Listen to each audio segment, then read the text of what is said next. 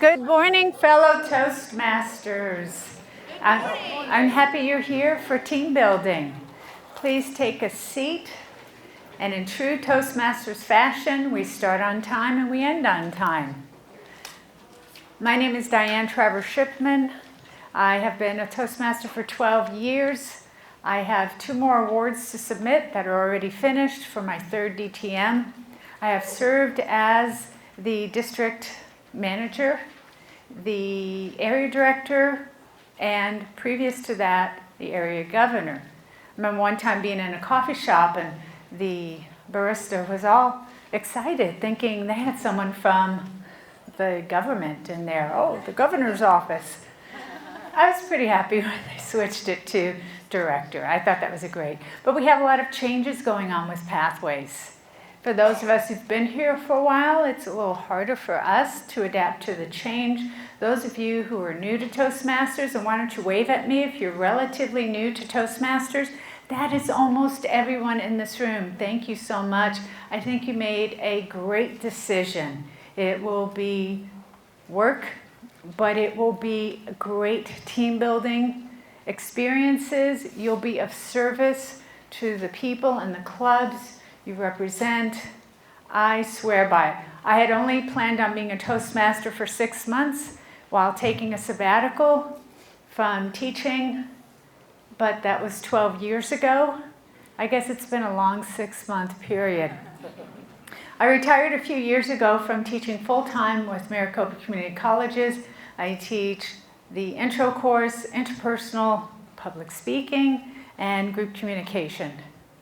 And now I do it part-time for fun. Let's look at what we'll be doing today. We'll examine the focus of effective leaders. There's leaders who no one wants to follow. And then there's leaders who people will follow anywhere. Explore the concept of followership. We learn a lot about leadership, but we don't really talk about followership. Anyone familiar with the term of followership? That's only a few of you. By the end of today, you'll know what I mean. Complete or compete in a team building challenge. It will get pretty crazy in here. It will be structured chaos. We're good with that, right? Because as Toastmasters, we roll with the flow, and we will be rolling. We'll explore how a group becomes a team. Big difference between a group of people who are forced to be there, but who may not be committed to the task, and those who are all in. And you know the ones who are all in, and you know whether or not you're all in. And to finish out, we will draw inspiration from a bunch of geese. Let's begin. I think we can all agree on essential leadership skills. And this is from, actually, Rodman and Dupre, from a textbook I've used, that says leaders who focus on the objectives and the situation accomplish much more than those who are primarily motivated by the desire to achieve personal glory or maintain harmony. Now, I like that I can be accomplished, that I can have someone say, Diane, you did a great job on that. But that shouldn't be the primary reason. But then I like this quote too, because the last part says, maintain harmony. What's wrong with maintaining harmony?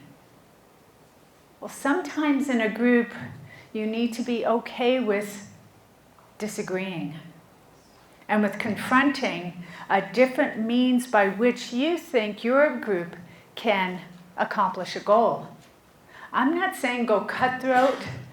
I'm not saying step all over people and get aggressive, but I'm saying you're on that group because you want to become a team and really achieve what's best for the organization. Leaders often emerge naturally as the ones who are most engaged and capable when needs arise. Now, sometimes we've been in groups where we have people who are vying for leadership. It's a competition. I want to be the leader.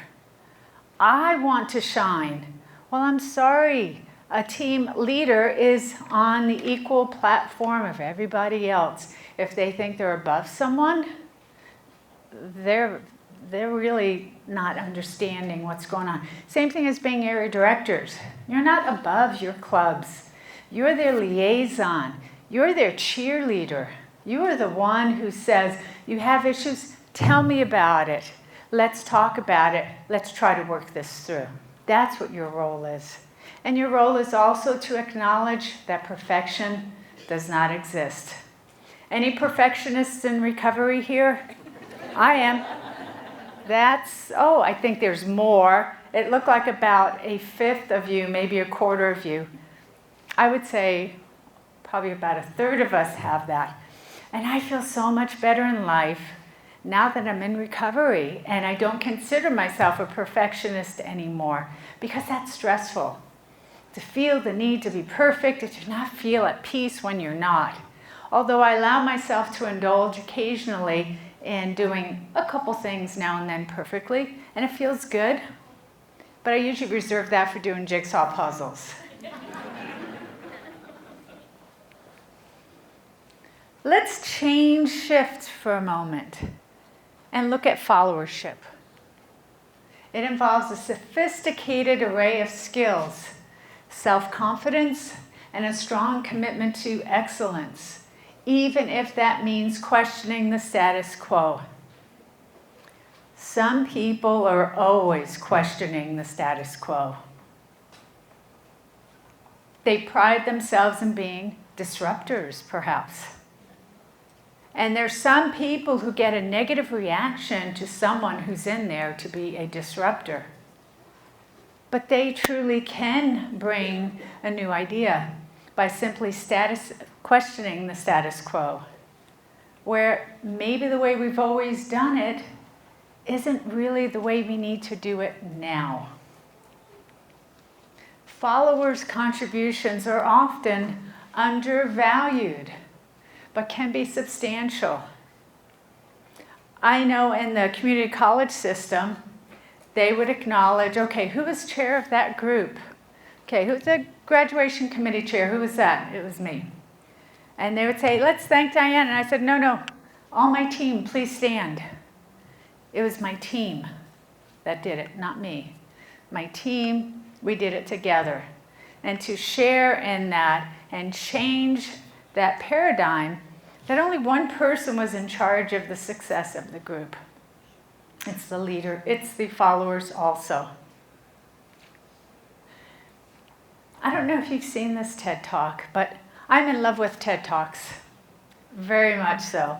And this is a short TED Talk that I will show you on how to start a movement, aka the shirtless dancing guy. I must tell you that part of this is low quality, but that's okay because it is classic, it's amazing.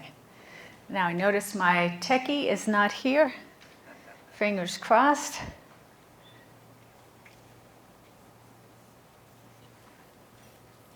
we go.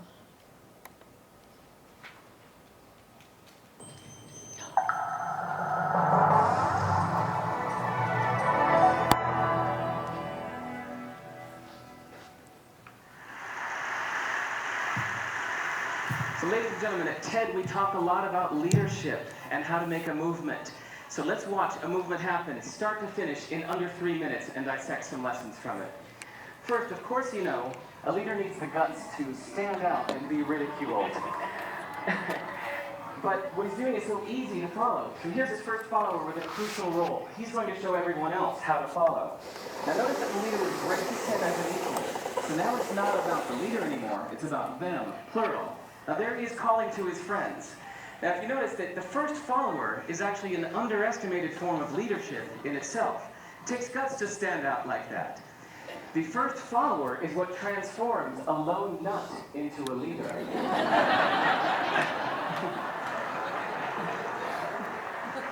And here comes the second follower. Now it's not a lone nut, it's not two nuts, 3 is a crowd, and the crowd is news. So a movement must be public. It's important to show not just the leader, but the followers, because you find that new followers emulate the followers, not the leader.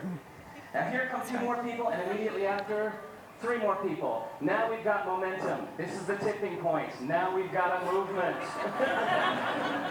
So, notice that as more people join in, it's less risky. So those that were sitting on the fence before now have no reason not to. They won't stand out, they won't be ridiculed, but they will be part of the in crowd if they hurry. So,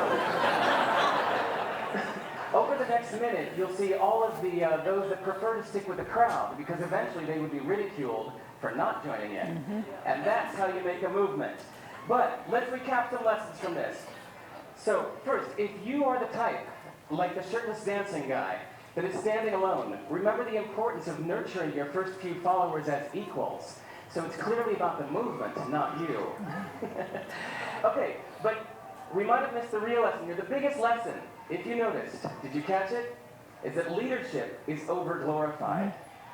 That yes, it was the shirtless guy was first, and he'll get all the credit, but it was really the first follower that transformed the lone nut into a leader. So as we're told that we should all be leaders, that would be really ineffective. If you really care about starting a movement, have the courage to follow and show others how to follow. And when you find a lone nut doing something great, have the guts to be the first one to stand up and join in. And what a perfect place to do that, Ted. Thanks. Wasn't that great?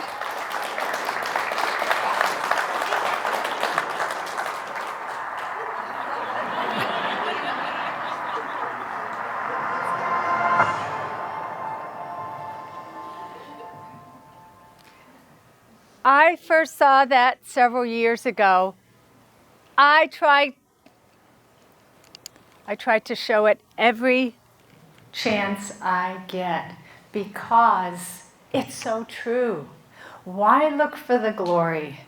Why be perceived as the one who made it happen when you were just one of a group, one of the members of your club, one of the people in your area who's in the division, who's in the district, who is in Toastmasters International? But Toastmasters does give a lot of recognition. And it's good. But then remember, we need to be intrinsically motivated also. A lot of times we do an absolutely amazing job on something and we never get any recognition. And sometimes we feel, oh, they didn't mention me. Must not have been that good. You need to not allow yourself to go that way. My thought is, if you're not recognizing everyone for what they did, don't recognize one person. Because you don't want to marginalize anyone and you don't want anyone to be deflated. But there'll be times where that still happens. And you need to just be strong and say, no, my team was amazing. And feel good about that. And recognize your team yourself. That's how things happen. Let's talk a little bit more about followers. I wasn't going to share this, but I will. The first TLI session we had several weeks ago, we had technical issues. Who's ever had technical issues? Oh my gosh. The shirtless dancing man? No. There was no shirtless dancing guy. And I thought, okay, Diane, there's no plan B. And then I realized I am plan B. I didn't even wait for music. But in case you're thinking, I did leave my shirt on. I did. Luckily, I had asked the audience previous to realizing the technology wasn't working. I asked them who has seen the dancing shirtless guy. And a bunch in the corner, way in the back had. And that's when I realized I can make a go of this. And so I did. I started doing the crazy dance. And then, like the first nut, I was a lone nut. And I thought to myself, Diane, don't get out of your head, just do it. Just do it. And then I gestured to the people who had seen this before. And it's like, come on down. And so before you knew, a few people are running down to come out and join. And I did what he did. I gave everyone high fives. We were having a great time, looking like a bunch of nuts. But before you knew it, they invited people. And those people invited people. And we started having a great time up there. We had turned me, the lone nut, into a movement. Be willing to take risks. Because if you don't take risks, how do you expect the team to take risks? We need to lead by example. Let's look at the concept of followership in a little more detail. There are types, isolates. They're indifferent. They lack communication skills. They're the people that just watched, probably thought, she's a nut, right? But I didn't care. And it's okay to start here because there's times I feel so overwhelmed and not familiar with what's going on that I want to observe, right? And that's good, that's fine. None of these are right and none of them are wrong. It's just showing that there's different types of followers. Another one is a bystander. They're engaged. They can't stop looking at these nuts who are dancing all crazy, but they hang back and watch. And that's cool, because sometimes it's a process. Those who participate, they're attempting to have some sort of positive, constructive impact. The activists, they're energetic, passionately engaged. They're running down, they're calling people, and I saw a few people just run down and grab someone's hand and pull them up, kind of like at a wedding when they're doing the chicken dance. Do they do that anymore? Please tell me. Oh, a few? Okay. Yeah, I'm sorry. But you know, that's a wedding, right? Gotta let it all loose. And the diehard may sacrifice themselves for the cause. And usually the first follower is the one who really takes the hit. I mean, the lone nut, he's a nut, she's a nut. Yeah. But the people who join the first nut and transfer it into a movement, that's what I'm talking about, power. Where you can create that electricity in that environment where you say, I don't care what others think, I'm doing it. And when more people reaffirm, yeah, I want to do that too, that's when you have a movement. And that's what we can create in our clubs by trying something else. As area directors, you'll be going to different clubs, and they do things a little differently there. Some of the things at first, you'll say, I don't know if I like that. Don't give it a value judgment. It's not good nor bad. It is different. There are things that we now do in my home club of Power Play that I stole from other clubs, proudly. But we don't steal because we're happy to share that idea, aren't we? And you don't want to go to a new club and say, oh, you must do it this way. No, no, no. Each club has its own chemistry, doesn't it? You have to respect that. You want to sit back. You want to observe. And then, of course, tentatively say, at this club, we've done it this way. It was a lot of fun. Maybe at the executive committee or in new business, if it's something you feel strongly about that we want to try, we could lead a session on this or that. And it's not, do it. You're wrong. Become part of the team. And this is all from Kellerman on followership, how followers are creating change and changing leaders. Even though it was 2008, it's still as relevant, if not more relevant now. Oh, there's a challenge. I need all of you to secure any items that can spill and stain. Make sure lids are on. If it's a cup that can be kicked, you might want to hold it.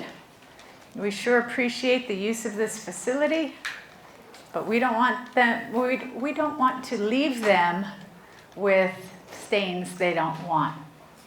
Okay. Did we have a head count? Yes. How many? 100 even. 100 even. All right. I'm going to need groups of 3 people We will have a little odd number. I know you're doing the thing that faculty always do, just us. And we say mix it up, meet someone you don't know, and you still turn to your side and say, us? I don't care if you do that, but there will be people who don't have someone, and there will be people who might have mobility issues, and we might need to bring a chair. But we have tables, unfortunately not enough for everyone. There are those of you who have no mobility issues. Perhaps you can come up here and use the stage or use the floor, and there are a number of tables. We can have 2 teams on each table, but don't be cheating. Look at your own, all right? We have to do this quickly. There are 2 stations here, and you will be receiving one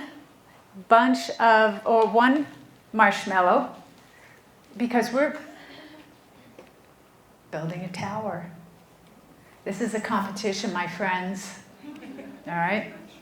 You'll receive 1 marshmallow. You'll receive 1 yard of string, which ties up 20 pieces of spaghetti. We have 2 stations here. You'll get 1 of these. You'll get a yard of masking tape. There is a yard of string. 1 marshmallow. The marshmallow must be on top. It must be 1 entire marshmallow, not 1 little piece. I've done this many times before. Yep, people always push the loopholes, but I'm good with questioning status quo. So no bite marks. No bite marks. I have extras if you want to eat, okay? And then you'll go back to your group of 3, although we'll probably have 1 or 2 groups of 4. It's better with 3, okay? You can leave your stuff where it is, but quickly come up and get your supply.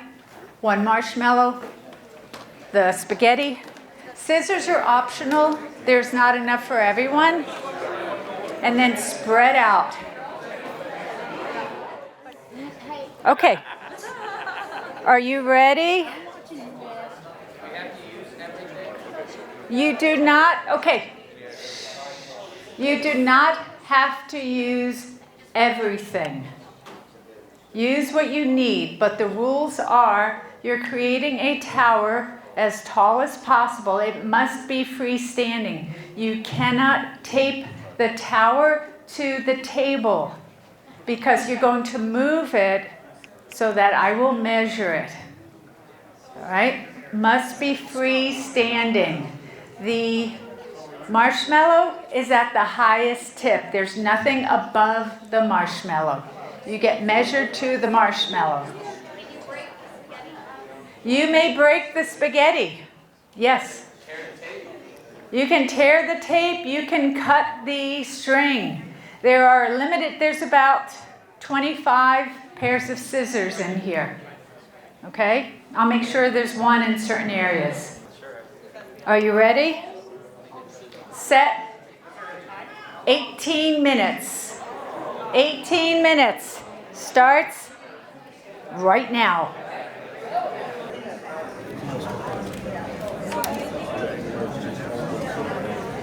Spread too far. Hi, Don. Oh, yep.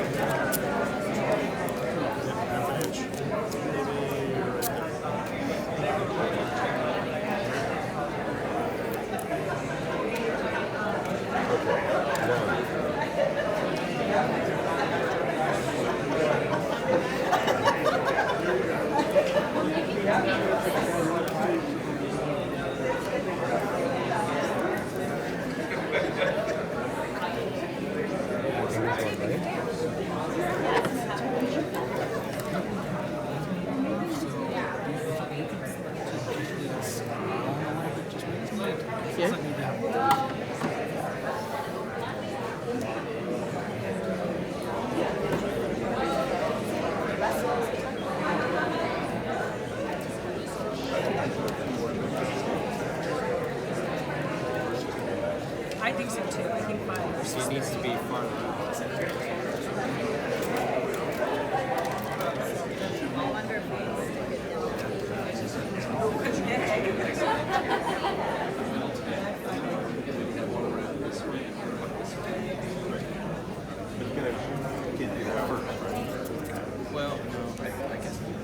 2 minutes have elapsed. I was wondering, do we want to build the You have pillars first? 16 minutes Have the remaining. pillars built, set them 2 up, and then minutes tape the have braces. Time flies. You have 16 minutes remaining. So if you're trying to tape this together now. Time flies.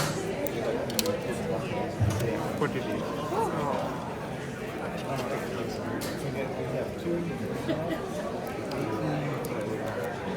Two additional pieces. Take a big one here, I think. Top section, then we separate. No, we need a big Yeah, perfect. Would that be less? all the three. So Resist the urge to look at what others are doing. But it really is.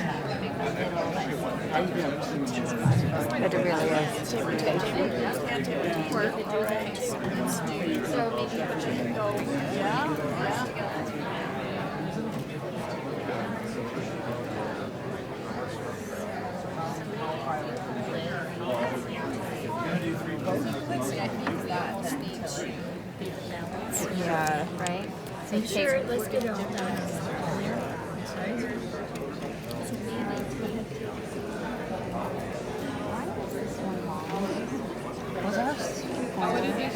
This one is like too long. One of them is long. There we go. Let's center it on your piece of tape, Lisa. There we go. And then we can wrap it. Yeah, like wrap that one at least. Okay, and this was part of our square here, right? Yes, And then yours this is is the outer.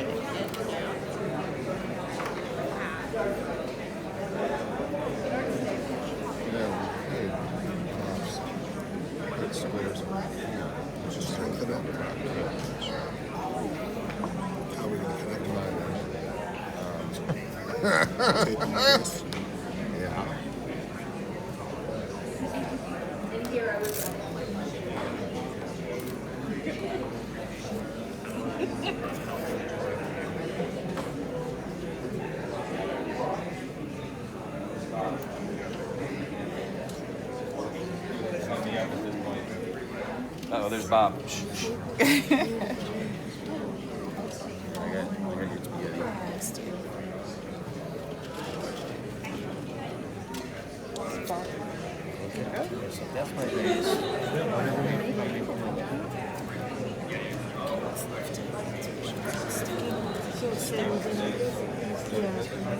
Did someone grab the measuring tape by chance, thinking it was a supply?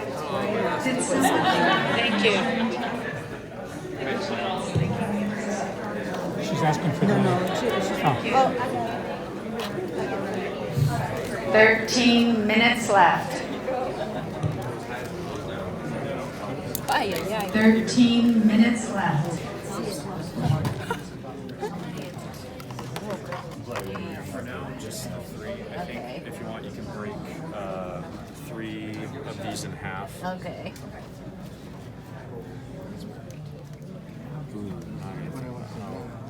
The tower.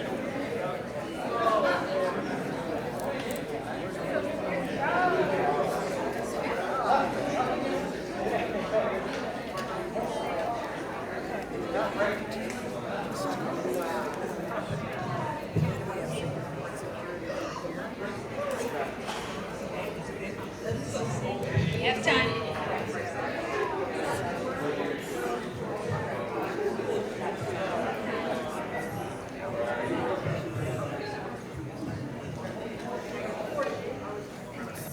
Pretty good. If there's some 2.5 minutes remain. No matter how much time, it's not gonna matter. It must stand freely without touching it for at least 3 seconds. Okay, never mind. Ready up front, okay. Ready in the back, I'll be there. 2 minutes left. 2. 2 minutes.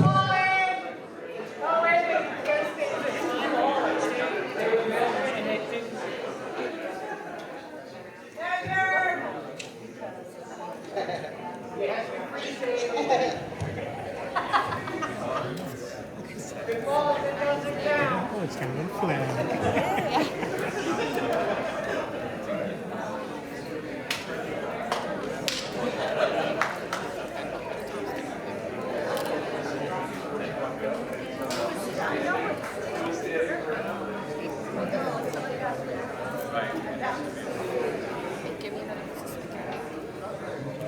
stand, it might need it.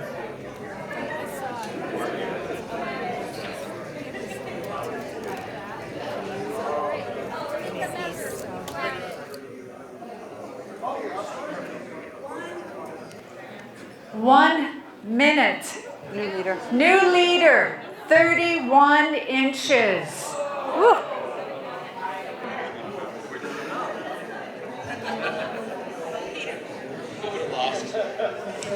About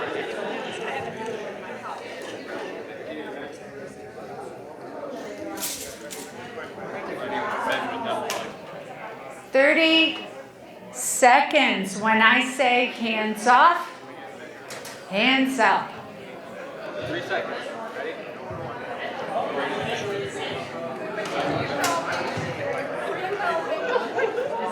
Oh, we helping? Yeah.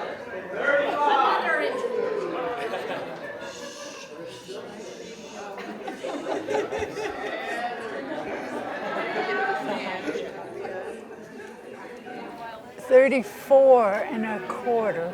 34 and a quarter. Go team. Time's up. Hands off. We don't care what happens. It wants to find a fire. It's looking for a fire. So what was it? Oh, man. 35. And what was yours? What's 34 and a quarter? What? 34. 34. The leader is 35. We will come and measure. Who else needs to be measured? Hey, it made it to measuring. Let's go. We did good. Let me get a shot. I'll show you. 30 and 3/4. Who else needs to be measured? We're not standing straight, so And yours is being supported, cheaters. using our resources. No leaning on anything. Okay. Who is the group with the highest, with the tallest structure? Let's give them all a hand.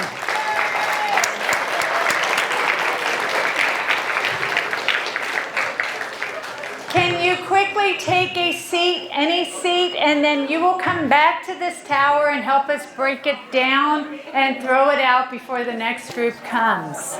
But please have a seat.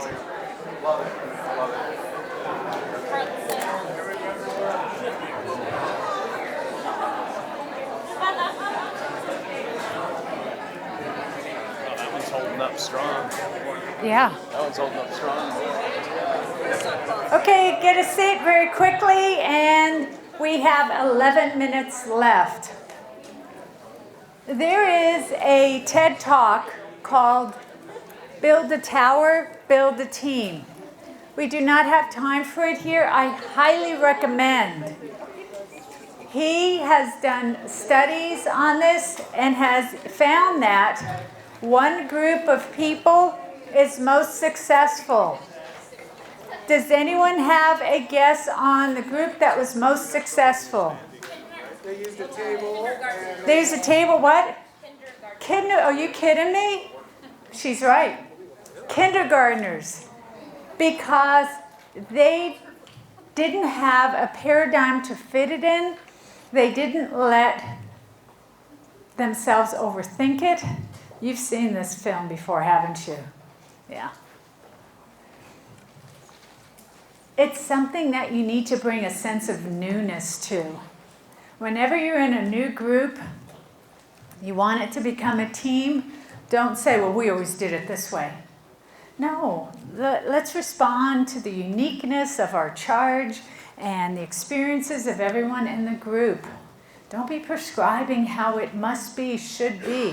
Sure, you can talk about how it's been in the past and maybe learn from some of those mistakes, but be open to new ideas. And these kids are just do it. Don't say, well, I don't know if it'll stand. I don't know if just try it. Try it quick, readjust.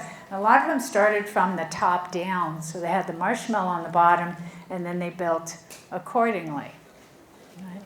But please watch that at some point. It's very good. Tom Mujek, Build a Tower, Build a Team. So how do groups become a team? Clear and inspiring shared goals. I hope the goals were clear. Build the tallest freestanding tower with only the supplies you have. You did not need to use all the supplies. Could not be taped to a table or floor. And I think most of us are inspired by winning. True or false? Yeah. Because it's fun. Results-driven structure. What's the end product? Where are we going? And then we'll decide how we get there. It's hard to be in a group where you don't know what the task is, what's the objectives, what's the end product. Competent team members.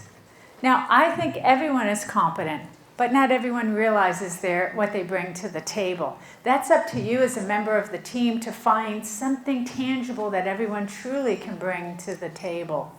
We have skills, even if it's just being supportive, or if it's questioning. Maybe you don't have the manual dexterity, but you can walk someone else through it.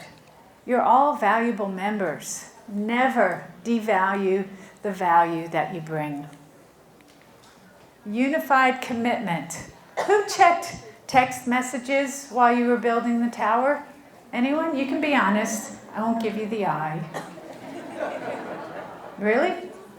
That's cool. I mean, I'm glad there was no emergency that needed your attention. Oh, can we all take a moment and mourn the loss of all of the towers who did not make it? Okay, that's enough. There was a collaborative climate. I hope that everyone felt like they were valued. Maybe it was a, what do you think? What do you think? How about this? Well, yeah, let's try. Where you all felt you could contribute. Don't let yourself be passed by. Say it again. Whatever your idea was, if it wasn't taken, make sure it's heard. Once your idea is out there, remember it's not yours anymore. It becomes a collective of the group. So if people don't take your idea, it wasn't your idea to be taken anymore. As a group, you need to discuss what we think will work and what we think may not really work here, but cut the ownership tie.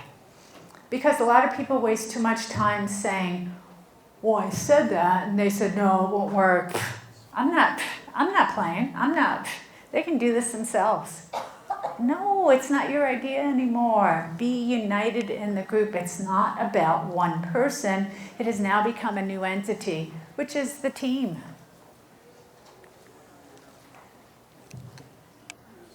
We should have a standard of excellence with whatever we do. That's called integrity. With external support and recognition. We clapped for the winning team. But we also clapped for a lot of people along the way. Oh, we have more clapping. Thank you, assistant. And this is from Principled Leadership, also from Rodman and Dupre, 2015. So much to be written. The Harvard Business Review has so many great leadership publications. You can just spend hours upon hours of reading. It was very challenging to take what I felt was the best. Let's look at lessons we can learn from the geese.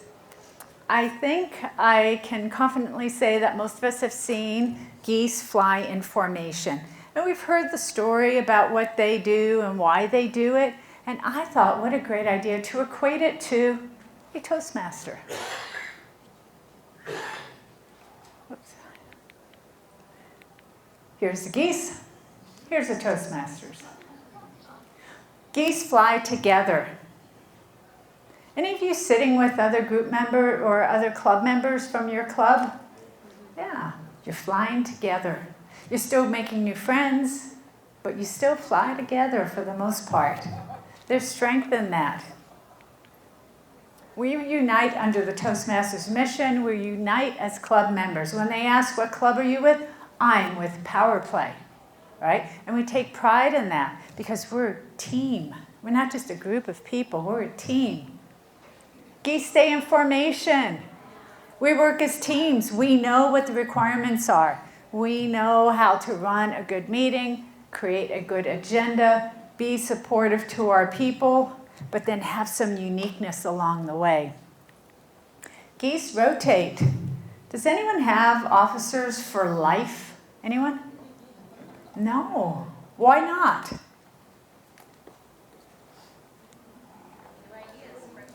New ideas, fresh ideas. Anyone ever get maybe a little bit of burnout? Or you get bored, you want to try something different? That's why we rotate. That's why the geese rotate. Share the workload. I told my club, I'm not going to be president again after this. Someone else needs to do it. But we've been struggling with membership. I know. What else is new with a lot of our clubs? And now that we've had an influx of motivated people, I can't wait to just be president-elect, or president, immediate pass. Thank you. I know because I haven't said it in so long.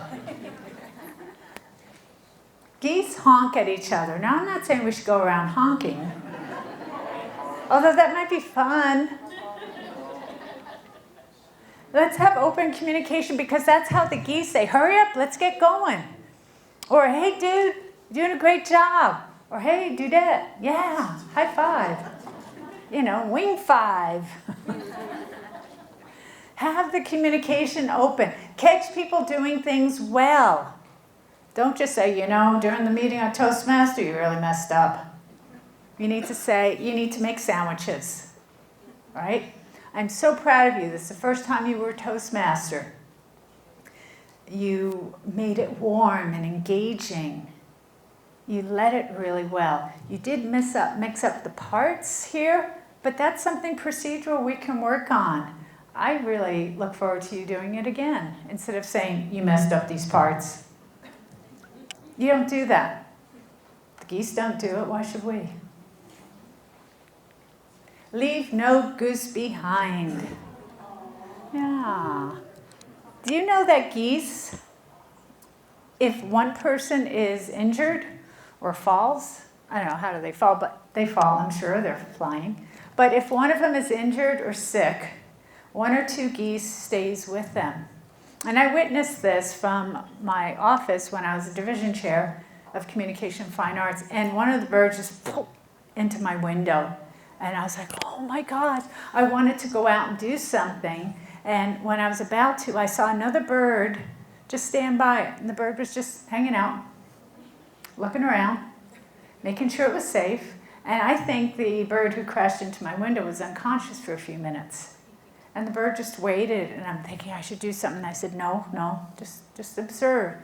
And sure enough, the fallen bird started shaking it off. And then the fallen bird took off. The other bird stayed, watched where it went, and then it took off, just like the geese. Let's do that for each other. Let's care for each other. Let's empathize and support, because life is tough sometimes, isn't it? We all experience illness and loss and challenges at work. Many people have food instabilities, or they don't know if their job is getting renewed. There's a lot going on in life. And I found that with the clubs I've been associated with, that you're not just Toastmasters. You become part of the Toastmasters family. We have people come to the club from another state, and we say, what brings you here? And they say, I'm on vacation. And you're going to Toastmasters Club? And they say, yeah, we always feel welcomed. It becomes the Cheers bar, where everyone knows your name and you feel welcomed no matter where you are. Be the geese. I have 30 seconds for questions before we need to move on. Yes, ma'am. I just wanted to add, when I was an instructional coach, I had presented the actual poem about the geese and leadership, and what I found was actually a dog toy that looked like a goose, and when you squeezed it, it would honk. So there's a dog toy? What looks like a goose, but what we did was, for those people, monthly we would choose a staff member who we thought really kind of came from the flock and came to a leadership position, and we would present them with the goose with the message, honk on. But it was a nice thing, and then they would keep that on their desk or wherever for the month, and then they had to find the next person to nominate for the goose. I like that. Isn't that great? Honk on. That could be our thing. And we can say that during the day, and other people will say, what? Yeah. Any other closing thoughts?